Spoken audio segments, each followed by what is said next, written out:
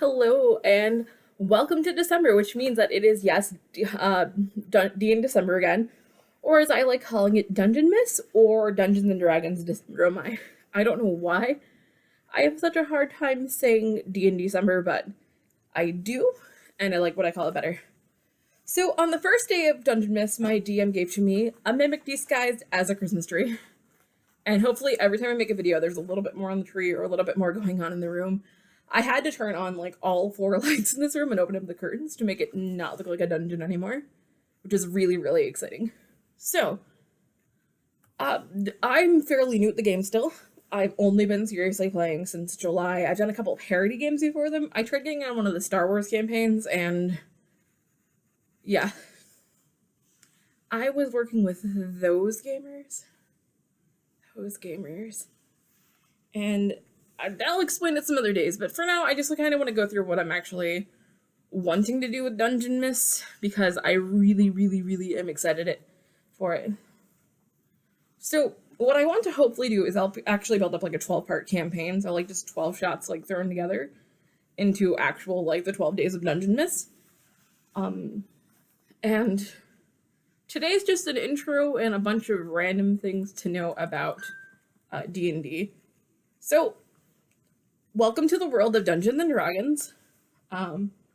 We play in a really inconveniently set up apartment. Like really, like you're looking at most of the apartment right here. It's a 2-bedroom, but the game actually like right over there, the table setup's a little bit shrunken down. We haven't cleaned up quite since last night, but we have like a bigger table that we break out. This usually becomes the table from the couch. We have a double-decker table that goes over it. We have a DM's table on the end here. And we just pack in a bunch of seats. We literally killed our dining room to make room for Dungeons and Dragons. The apartment's a bit of a mess. When we first moved in, I got pneumonia, so I've only been actually able to like really clean the apartment since like late September, because my lungs would literally quit working on me halfway through cleaning. So, and yeah, that's our Cyclops skull frog. It's got its own purpose in life. Don't know what it is yet, but sure does. So, yeah, this actually used to be like over here, which is worse, and it's tiny. The chair that I'm sitting in takes up about a fourth of the floor space because of like TV and radiators and bookshelves, because we have an entire D&D table now. But my husband and I really, really, really love books, and you'll rarely see my wedding ring. It's not because I'm like, oh, marriage. It's because I work a lot with my hands, and wedding rings are actually a hazard. So, and like I literally just my first time trying this one, so I have my laptop here. I have my old laptop here with all the show notes on it, which is why you see me keep glancing to the side. And then to the other side of me, I have a bunch of stuff that I can show you throughout the night. So, I really, really did have a kind of sad introduction to D&D, full of all of the tropes that people really, really wanted to move away from. My D&D crowd was literally the basement dwellers, the true like basement epitome dwellers, the unwashed nerds of society. So this is really my second chance at D&D and a bunch of other things, but the first games that I played were all parody games, and I was the nat 20 loser that everyone hated in the parody games, where there was no rules, everything kind of flew. I summoned Jackie Chan, and when somebody nat 1, Jackie Chan's like abusive father showed up, so I nat 20'd again to summon Dr. Phil to heal their relationship, which I nat 20'd on. I'm the player that everyone hates, and I'm probably the person who would fish. Just so we're clear. So, I decided to give it like a second chance, and I started hanging out with the D&D crowd again, and we would do some parody games every now and then, and one day over break, I walked in, and there it was. I got the invitation to come down. They were all hanging out in the basement together, which was where we gamed. And I had gone home for a long weekend in college, which means that, like, Thursday left, Monday night came back. Came in, opened up the door. The reek of about 6 unwashed nerds was so strong that I shut the door, left, threw up from it, and have been traumatized by the smell of unwashed nerd for the rest of my life, probably. But they had told me afterwards that they had literally started the game on Thursday night, and none of them left to sleep. They all just slept there. They all just ate there. Nobody showered. Nobody opened the door. And the lights were barely on. And it was in a basement with poor ventilation. So I truly did get the traumatizing, like, dungeon dweller experience of D&D. So at least I got that out of the way first, and gave it another try with the Star Wars campaign, where somebody really did actually want to meditate for 4 hours to harmonize with his kyber crystals. Which, by the way, I didn't even know about, and the DM took no time to explain, because I was a casual Star Wars fan back then. Not so casual now, a little bit more into the Star Wars verse, but still not enough to know what a kyber crystal was back then, and it was never explained to me. I just remember playing like an asshole who was more bounty hunter than, honestly, Jedi, but whatever. Happens in that story. So I gave it a long break. Give it like probably 5 years to move away from it and just get kind of resettled. And then my husband like came to me one night, and this is really kind of funny. He's like, I know that you don't really like it, and I know that you got all these issues with it, but I really, really, really want to play D&D. And I was like, oh my god, I've talked so bad about this game that my husband felt the need to come out to me as a D&D player, or as I want to be D&D player.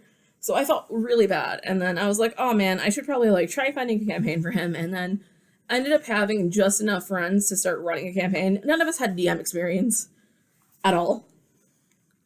And we're like trying to get through it, trying to understand all the rules and things. I hadn't done much research, and I accidentally chose one of the most stereotypical character choices, which was a half-elf bard. Yeah, my phone's gonna go off like crazy. A lot of people are messaging me. There's a lot of things going on. We're heading into the first month of like the first day of December. It's actually like November 30th as I film this one, just because my husband's not home, and I kind of want to surprise him by reading a lot of the books and discovering things in there. So, this is the restart of my attempt to get back into D&D and become a DM and work better. And we started doing the Mines of Phandalin, which I really enjoyed. But the first time that it ran, my husband had work, which means that I had to DM the session. And I don't know if you've ever been to a session where the DM had to like look up basic rules of combat while in the session, but that's what happened. No idea what I was doing. I gave the characters dragons as pets. They're still around somewhere. We don't bring them on adventures, but yeah, we basically have pseudo dragons as pets. And I'm gonna keep them. He can't make me get rid of them. DM rules.